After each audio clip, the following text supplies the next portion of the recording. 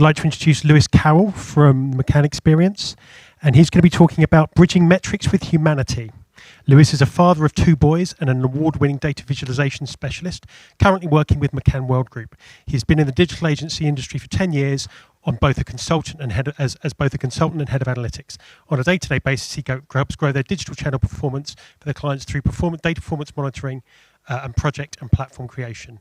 Lewis now leads a global team as the head of visualization for EMEA on their global business optimization learning tool.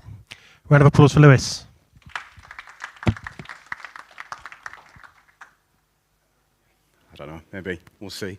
Welcome. I guess everybody in this room has at least some sort of passion for all things creative.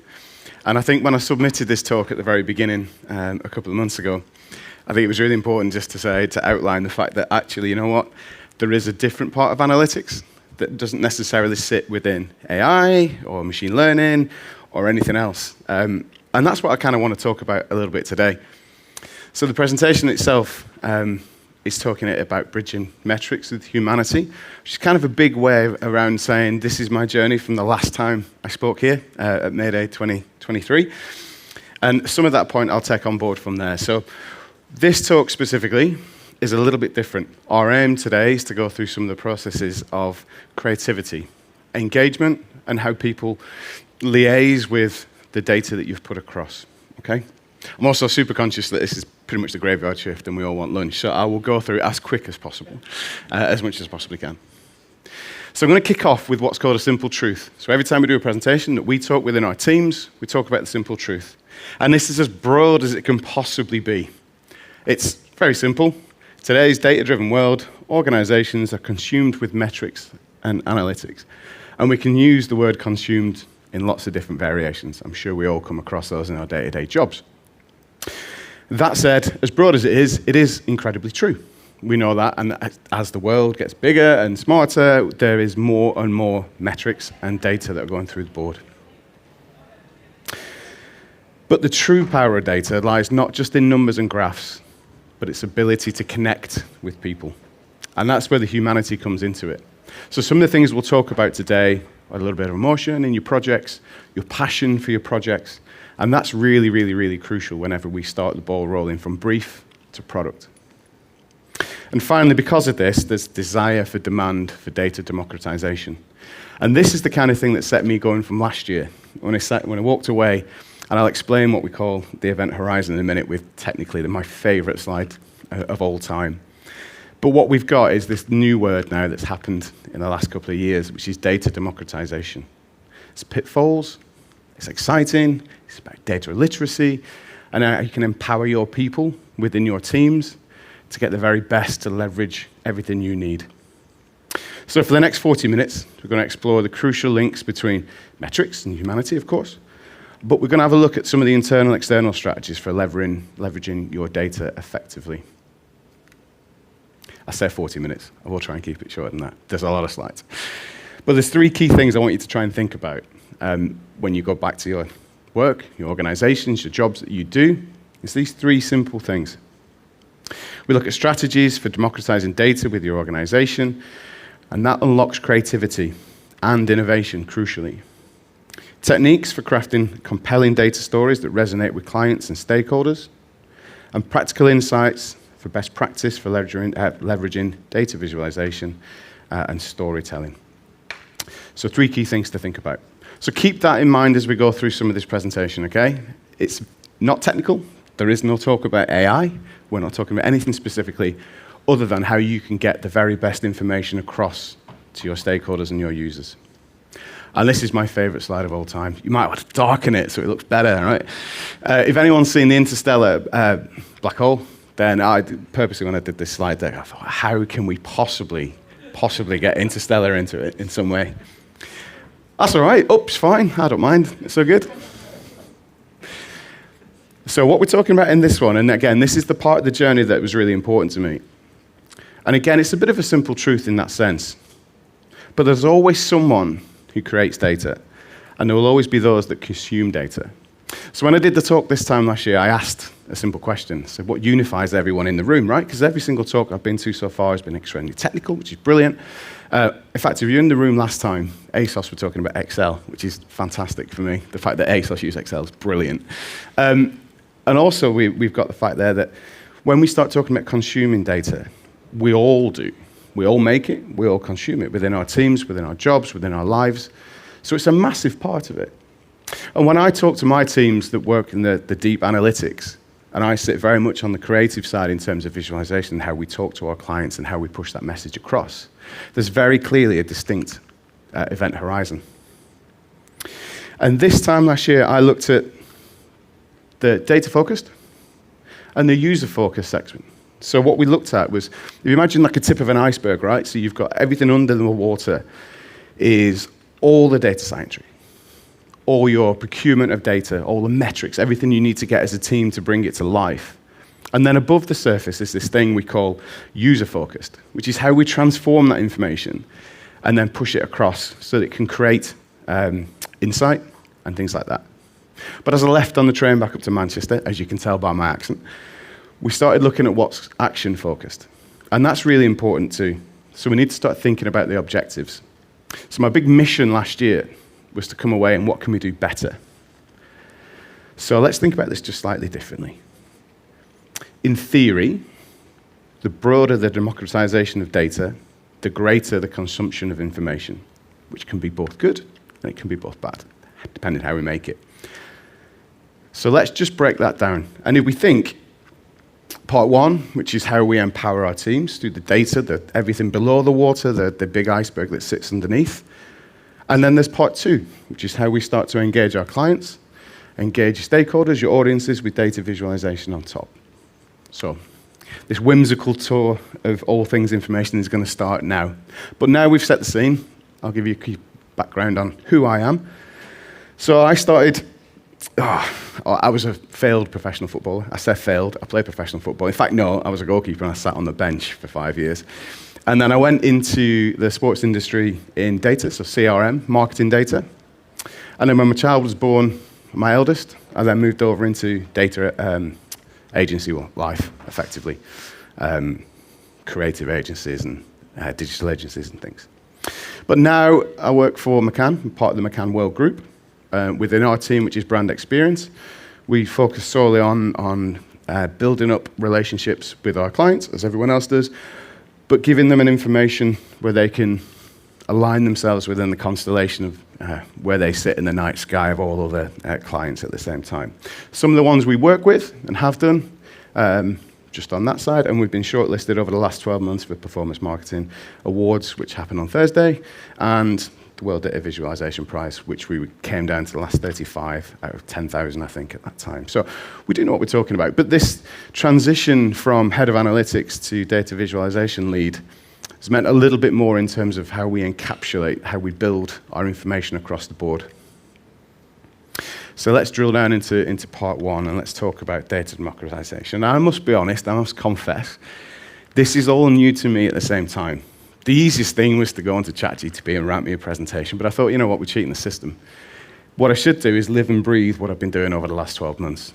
So a lot of this, I don't mean to be patronizing in any way, shape, or form. If it is, give me a shout or throw bricks at me. It's absolutely fine. But what we're talking about now is part of that journey and how it's worked for us. And I think how it can work for everyone else in this room. Okay. So let's think about power to the people. It's always a good saying. Data democratization, if you don't know and have not used this before in the past or thought about the culture of the ethos or corporation or organization you work in, I strongly recommend it. Data democratization aims to provide equal access to data for all, especially within an organization, of course. It enables everyone, regardless of technical expertise, to work with data confidently and to make more informed decisions. Again, a simple truth that rings quite well. So this is actually a brief that came through. And it's a bit of a metaphor, actually. I put this in because I quite enjoy it, and we've all seen it. So the pink is a message from my boss, and underneath is the tagline for it. And I left this in because last year, it would have been, you do cool stuff with data. This year, it's you guys do cool stuff with data. And we do, I'm not going to lie. And also this notion that we can just turn around and say, no, that's not possible. But actually anything's possible now. We've started to use this democratized state that we live in within our teams. In Manchester, we have this famous saying that says, that'll do, which is just basically, that's fine, we'll ship it on, move on to the next thing. And this brief specifically came in about 2 months before Christmas, just as we were starting to wind down.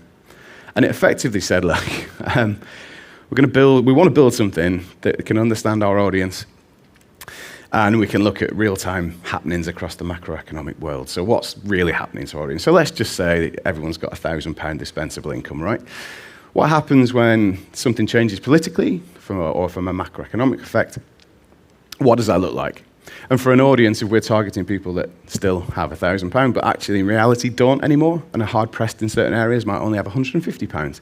So that audience now shifts and moves. So it's quite a complex brief in terms of what we were looking at. What I didn't put on here is the fact that they turn around like they always do and say, well, you've only got 2 weeks to do it because we're pitching to a client. So I went back to my team and I said, look, let's just do something. Let's see what we can do and let's see what it looks like. So we went away and built all our macroeconomic models and put them all into a semantic relationship system, as we do, that could power hierarchical structures. So we could turn around, we matched up Mosaic to ONS data and fused it together using AI, and it was all brilliant, absolutely superb. But when I sat back and looked at it, what we were doing was shifting this imbalance between what is a data team and what is the full team. In a creative data agency or a digital agency, there's more than just the data teams. And I would imagine that's the same across the board for everyone.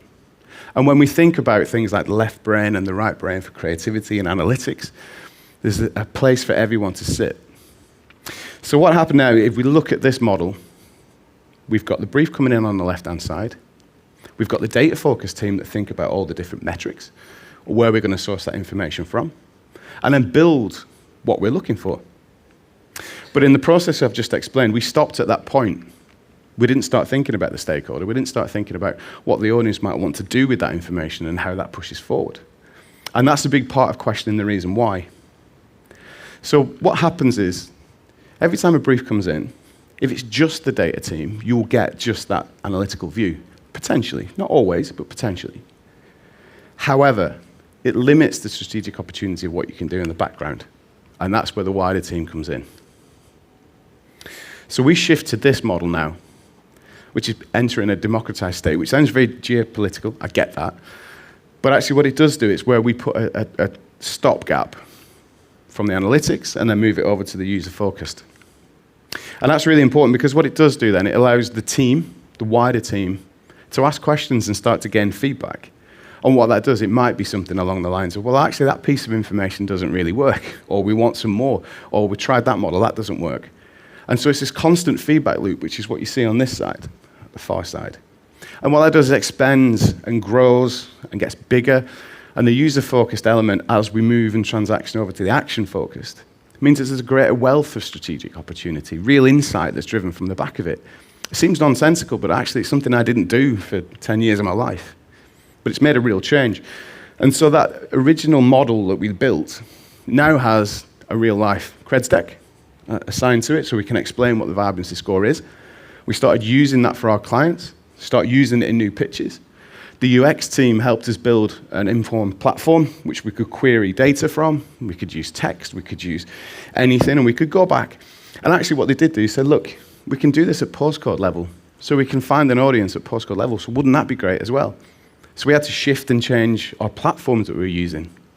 And what it ultimately meant is that we could take our bricks and mortar client, who's got stores from there in the UK, and we could build an algorithm of such that could say, well, actually, if your score is such and such, then this is the audience you need to look to. And that helps define our conversations that we have with them on the background. So it's really important and integral from the different brief, and you can see the kind of sketchy briefs that we get in, how we can make that bigger, better through democratization. So in this case, it's justified, absolutely. From the back of it, our team was empowered, certainly from a point of view from our junior execs all the way through to our management level, could really get behind what we were trying to do. They felt empowered to have input. They could talk about things openly. generated innovation and greater efficiencies. So the next time we do it, it'll be super smart. I mean, we've already cut V1 off at the knees, and we're now on V4, or version 4 of this model, and how it works. So it's a constant evolving, and people are allowed to challenge what we think is right and start to put back in. And for the company, if we win a pitch on the back of it, then it's worth its absolute salt. Absolutely 100%. Leverage value for the organization is absolutely crucial when you're getting buy-in from a democratized state, from the CFO or the operations. But there are some tangible benefits as well, specifically for the people when we talk about bridging metrics with humanity. The data literacy is absolutely incredible. So we're starting to empower people to understand what numbers are. And in our agency, in our world that we live in, it's very much a creative side. It's a very small part that's analytics. And yet everybody wants to use it. If we want to be truly data-driven, then everyone should have the opportunity to learn and grow when it comes to numbers. Productivity, I kind of put a rough figure on this, but 70% improvement. Which meant people could do things 70% quicker when we went back through the timesheets and started having a look at some of the efficiencies in there as well, which is a big crowd pleaser when it comes to operational success. And transparency, accountability, all these things are improved greatly. There are pitfalls, which I'll touch shortly, but effectively, I went away and had a look at this case study, which is from Swedbank. So it's not just us.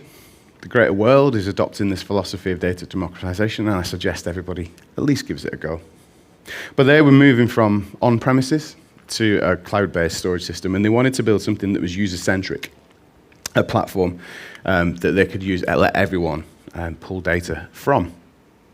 Very similar to the ASOS talk we've just gone through. We're brilliantly saying that they've built a system, or building a system for all users to do. So everyone's kind of doing it in their own way. But there's 3 times the amount of time saved in setting up data security and self-service policies. So if you're in IT and you've got to access everybody and say, yes, you can have access, yes, you've got to revoke everything, a singular sign-on for the entire agency or group is obviously quicker and more efficient. 5 times the improvement in data process and delivery efficiency as well. Super good. But it's really important to understand how we create the culture, because that's the most important thing. So TGT, so training, guidelines, and tools. And again, just like ASOS was saying in the last talk, to give gravitas, they were saying the same thing. You have to have this information sharing ability. So setting up training for tool usage, super important, but very time-consuming at the same time. Defined guidelines, roles, principles, who's doing what, who goes where. There is the ability to just open up a canvas so everyone can talk about the same thing in situ across the teams, but actually you need to be guided by what the data team says is actually doable at the same time. So the onus is still on the data team. Then we look at things like tools, so what platforms will work, what platforms don't work. And in our job for visualization, we might use Excel, for example, because everybody uses it. We might create the templates for it. Or we could upskill and start using things like Power BI, Tableau, Looker Data Studio, whichever might work in that principle at that time. But crucially, it's about understanding your organization. Are you set up for the spirit of collaboration? If not, I strongly suggest that's the tweak it comes to. Knowledge sharing, also super important. And it's important to mix it up. Get your community set up and start to incentivize those as well. But of course, there's things that always risk or are risky. When it comes to quality, not everyone is a data professional. So it's super important to have a data professional team that can guide, can create, can procure, can build. Then there's the governance. So making sure that all the guidelines are set up, principle and usage, so misuse established up front. And then privacy. So more users create more risk, exposure to sensitive data. Super, super important. So let's just recap that. So we have definition. So data democracy is the ongoing process of enabling everybody in an organization, irrespective of their technical know-how, to work with data comfortably. We've touched on the principles. Obviously, the principles are guiding light, spirit, collaboration, and making sure that that's all there, but there has to be set principles in place. And understanding what the core purpose of democracy is, to make everybody accessible to the information that your organization has. Tools and technologies, and of course, data ethics. being the super important thing in that. Okay, so that's that side of the event horizon done. Let's go on to the cool stuff, which is the visualization. That's what we're here to see. So I touched on earlier about the spirit of left brain and right brain, and whether you believe in creative and analytical, or it's just something built in us, there is an absolute truth that we're all different, and we're all somewhere part on the analytical or creative scale, or somewhere in between. And that's really important to anchor in, just as we're thinking about these next set of slides that we'll go through. It was about 6 years ago, I went to a ungagged festival, which sounds dodgy, but it's generally not, up in Manchester, which was effectively you have 20 minutes, you post your talk on a board, and then people are free to go and see it. And there was this gentleman in this room called Till, and he basically had everyone capsulated, and he was specifically talking about this framework. And he was just going around taking, this is what people, empathy, relevance, format, text, and colour. And I was really intrigued. Now, let's go and talk to him at the end. I said, I've got to adopt this. And from that very moment forward, I've always used this principle. It's really, really, really simple. And last year, we talked about it in May Day 23 in great depth. So kind of skirt around some of the edges for this, but I think what I wanted to do is just break this down into 3 sizable chunks for everyone to understand. So we think about this model, this framework. We talk about the people. That's your audience, your stakeholders, people on the external side who you want to talk to. Empathy. And when we talk about bridging metrics with humanity, compassion, empathy are really important, as is emotion, which we'll touch on. Understanding the relevance to the business. So if we go from our side, this is where democracy really works. It's because you get people who work with the businesses and the stakeholders on the other side, and it helps develop that spirit of relevance. Format, super important, obviously. And then elegant structure and meaningful context. So this is where we now start to play on things like the data visualization and the storytelling. Actionable insights versus via text and color. So as a framework, it means nothing but words. But as we go through some of this process now, you'll have a look at it, and it should be a little bit more clear in terms of why it's brilliant for adoption. So let's think about understanding your audience and their business needs. There's a really important quote that William Bruce Cameron said, which is, not everything that can be counted counts, and not everything that counts can be counted. Is there ever a point when too much information goes into a communication with a client? Is there too little? Is it the right communication? So let's just dive back into this action focus thing that we talked about earlier on. A business is defined by its stakeholders, the people that work within the organization, and then the stakeholders can in turn be indirectly defined by the business. It works in tandem, a continuous feedback loop. And again, we've got the data focused, the user focused, and the action focused. But if we just remove the word data for a second, and this is the principal guideline in visualization that we adhere to, is we take away the data and so we put the pronouns in effectively. Then we can start talking about what the core issue is in the middle. And this is the event horizon that we touched on at the very beginning. Your view is us. We start a brief and we look at metrics, we look at dimensions, we look at how we can source information and we pull that back. Their view, when you sit around a table with them, will be looking at things like, well, actually, what are my key objectives? What am I going to get measured on? So somewhere in the middle is this really nice sweet spot, which is where you talk about the business. And then when we pitch now from our data team, we never ever talk about their view, and we certainly never talk about our view. We only ever talk about the business. And that's really interesting from an informational transformational point of view, is because that dialogue opens up different doors. The communication then, they might not necessarily know things that might happen in their day-to-day life and their business, but because you're having that communication about the business, the natural conversation starts to kick off. And that's the very foundation of where you go from when it comes to information change. So there's 3 key pillars from this. There's the perceiving, interpreting, and comprehending. So when we look at things like visualizer control, this is the deep analytics. This is where we think about metrics to a very deep degree. A viewer control is what they see on the far side. Really important. And in the middle is where, what does it mean? So when we take on any objective, take on any task, any brief, we'll break it down into these 3 core pillars: perceiving, interpreting, and comprehending. And then we know what the information we're sending means to the client. So let's think about compelling visuals for a second. Now, I don't know if anyone's read Information is Beautiful by David McCann. One of my favorite books. In fact, I had it signed by them, got my picture with him. It's brilliant. He famously said, by visualizing information, we can turn it into a landscape that you can explore with your eyes. A sort of information map. And when you're lost in information, a map is kind of useful. Really, really, really important. And when we went back to that framework at the beginning, there's a really nice segue between understanding what a compelling visual looks like. So rather than showing you graphs and information, we'll use this section of framework here. Nothing that you put out to your clients, stakeholders, or any part of communication, certainly from a data point of view, or we don't, should be anything longer than 4 minutes to digest. So 2 seconds straight away to see the overall picture, 20 seconds to identify any performance issues or opportunities, and 200 seconds to understand the reason why. Really simple. If you imagine walking down the street and you see a newsstand, and there's 5 newspapers in a row. There'll be a headline that catches your attention. There'll be an image, and then there'll be some subtext. You'll pick your newspaper choice based on how it resonates with you emotionally, what your passion lies for. And then you'll give it a skim read. So, for example, man lands on moon.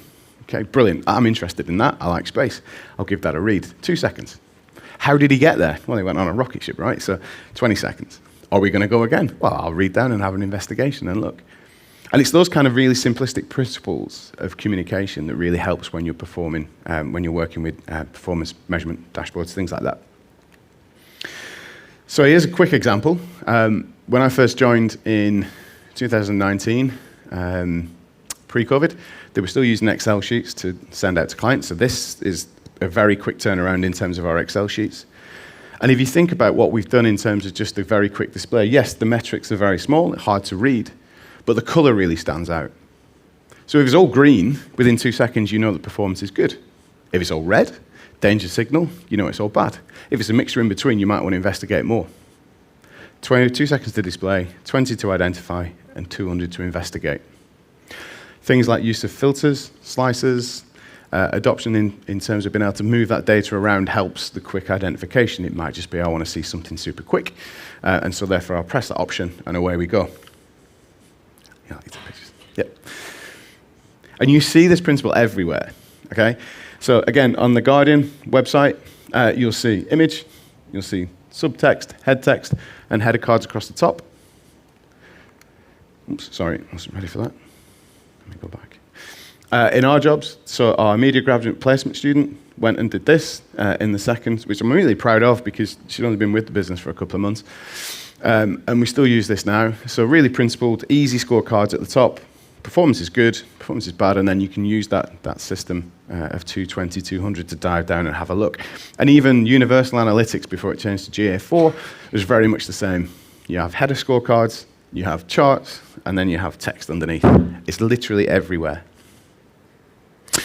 So the reason why we say no more than 4 minutes is because actually the human attention span is only 8.25 seconds, less than a goldfish at 9 seconds, would you believe? Or their memory is 9 seconds. So super important that that information has to be punchy, has to be quick, has to be up there so you can see it and understand it. That 8.25 seconds, though, is significantly longer if you introduce emotion.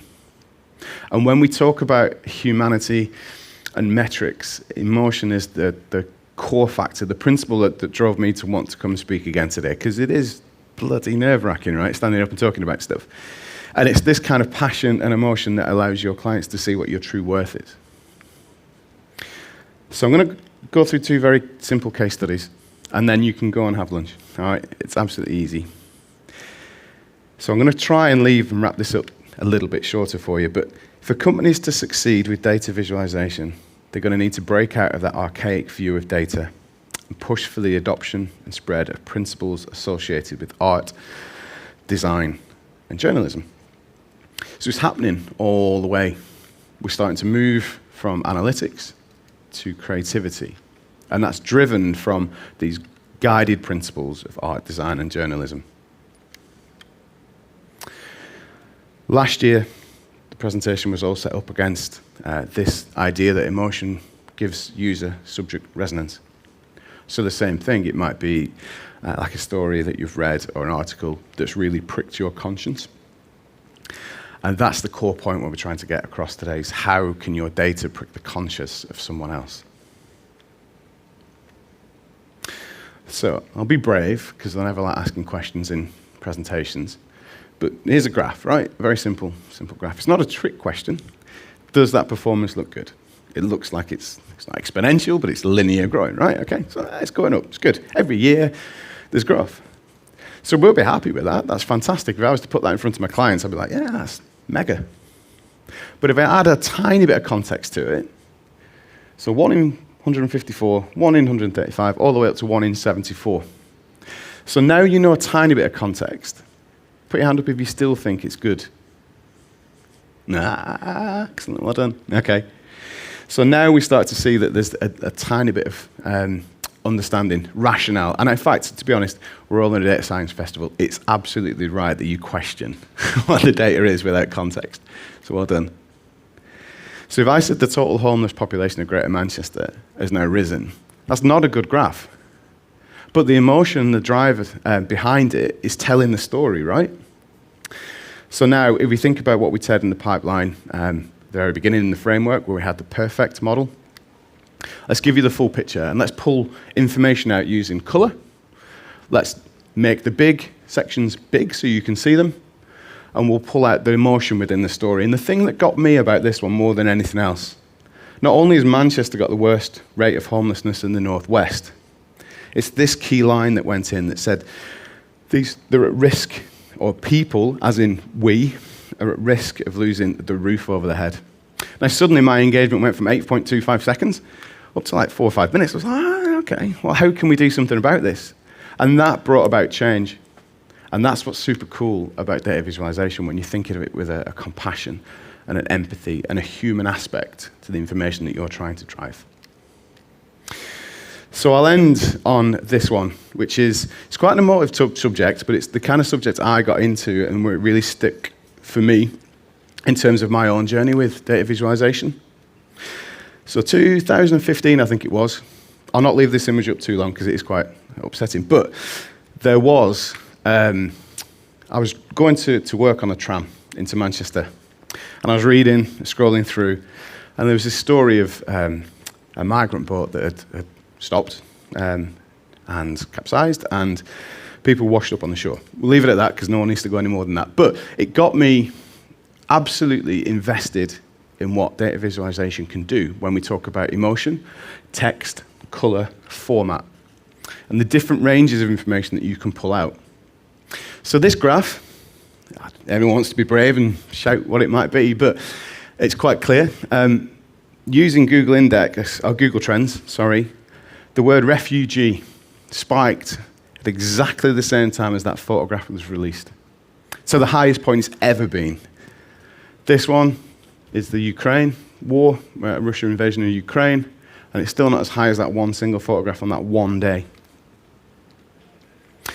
And if we look at the subject matter beforehand, so we had empathy. So on the left-hand side is the story that the BBC were running, quite rightly so. I'm not having to go at anyone in particular, but the language that was used and the imagery you can see for your own eyes. After that day, it changed. And we now started to talk about acceptance, empathy, the name Syrian refugees, because we grew in understanding. A photograph had changed the nation's psyche to a degree. And we know that to be true because of these two word graphs.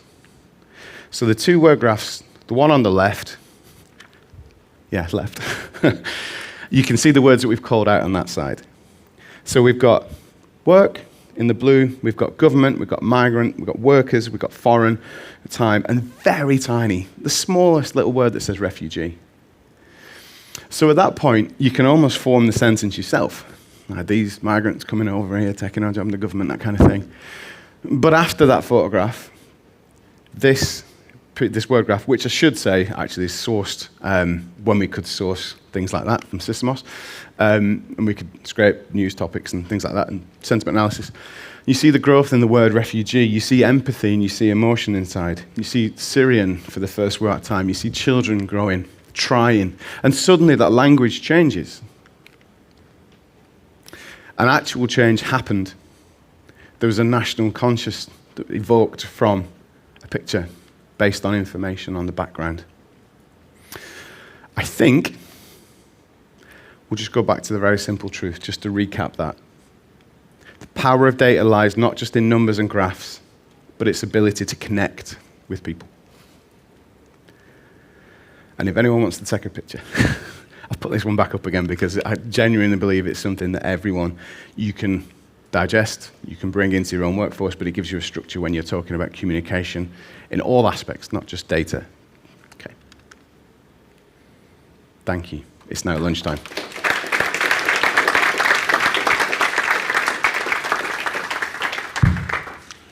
Thank you, Lewis. Okay, questions before lunch. We've got maybe a couple of minutes if anyone has any questions.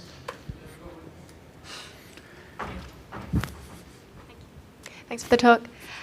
You're welcome. You mentioned data literacy. Yes. Have you started any more formal programs internally? If so, could you Yes, give a bit I of should. background on what you've done? Absolutely, yeah. I should have made that clear because I was rushing through that part of the section. Yeah, we started a formal program because we're part of the World Group. It's very tricky to do things at a local level. And so what we embarked on, front up before we actually started training anyone else, was to put some principles in place. So one, do our own team. Are they upskilled enough that they can carry out this message to everybody else? So we went through basic training in terms of things like Excel, which is a common language in our organization, as is the Microsoft suite. So integrations with that, and then we started looking at our visualization tools and getting people fundamentally credited first and foremost. So we did that. So we hold certifications across the visualization suite.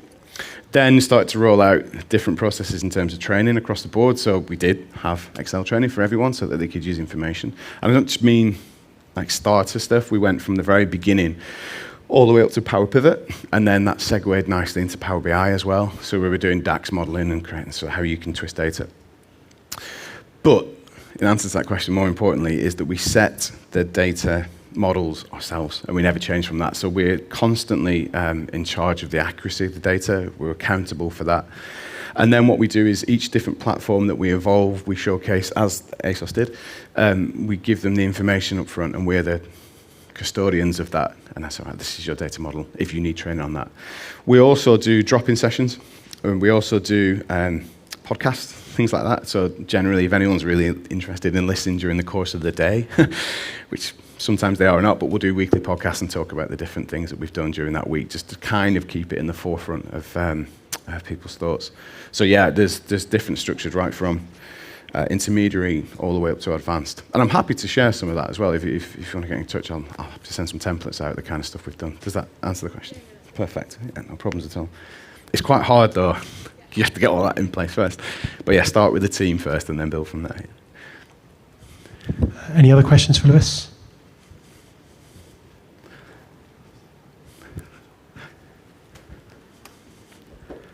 When it comes to data visualization, let's say if I've got a huge amount of data and I want to present it to C-suite, and at the same time there's a mid-senior layer, is there a methodology you apply that for a C-suite, because they've got attention span would be less than 8.25 seconds, they want to look at it in 5 seconds maybe.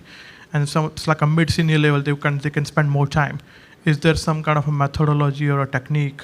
Or maybe any AI extension, I throw a data at it and it just present a visualization for the C-suite? Yep, 100%. So I'll take you through an experience that I had a couple of months ago when we onboarded a new client, and we did exactly the same thing. So we had, in a room, we're not talking about your metrics, we're not talking about your objectives, we're going to talk about the business. And his words were, and it's etched in me, and I was almost going to get it tattooed, his words were, it's my business, and I don't effing believe in data. So it was a challenge from the start, right? So we said, well, what do you want to do? And he said, I just want to understand that my company is in good hands. So we started to develop this idea of the one graph mentality. So all we did was just create a lovely real-time dashboard that just had information for his growth. and cost against it. And he was happy with that. But when we talk about C-suite, it's slightly different. So you have to then create multiple conversations in multiple different facets, and almost like you've got a 4D model. So in part of the presentation that we did last year, and again, I'm happy to share slides from that. I think you can still find it if you wanted to on YouTube or on the website. But we talked about what it looks like in terms of different audiences that you'll come across. So you might have people who interpret data, comprehend data completely differently, and you have to approach each one slightly differently. In terms of the actual platforms themselves, it still resonates the same. And when we talk about the output, sometimes it's not actually a dashboard. Sometimes it can just be that one slide on a presentation that's fed from your Power BI dashboard and dropped straight on. So it's a tricky one, but visualization always is, and it's about how you can impart your creativity onto someone else in terms of the information that's transformed from point A to point B. And I think what you tend to find is a lot of CFOs and high-level things usually tend to go for the things that are super quick and who just want information very quickly because that's their business. Where actually you'll come across marketing teams that you need to link into to give them the power of information, because a marketing team will feed into a mid-management team, and a mid-management team will feed into the corporate suite on the top of it. So it's how you scale it up. A lot of the time we just give them the data. It's your data. We'll just create it and give you that pipeline, and then they can start building on the top of that. Does that answer the question? Okay, good. Okay, that's what we've got time for. Excellent. Thank you very much, Lewis. Round of applause. You're very welcome.